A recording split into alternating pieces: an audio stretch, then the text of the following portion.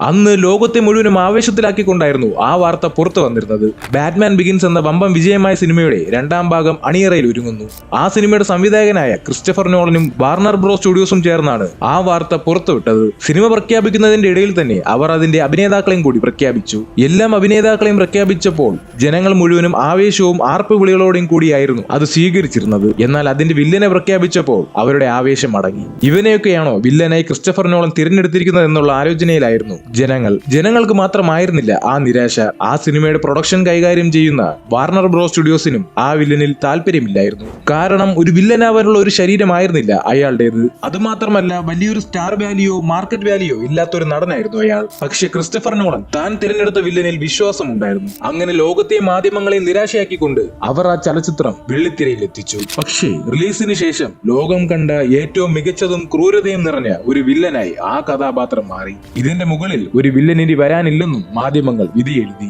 എല്ലാവരും പരിഹസിച്ചു വിട്ട ആ വ്യക്തി അതിന്റെ തൊട്ടടുത്ത വർഷം നേടിയത് 12 അവാർഡുകളായിരുന്നു. അതിലെ ഒന്ന് ഓസ്കാറും. അദ്ദേഹത്തിന്റെ പേരാണ് And the Oscar goes to Heath Ledger in The Dark Knight.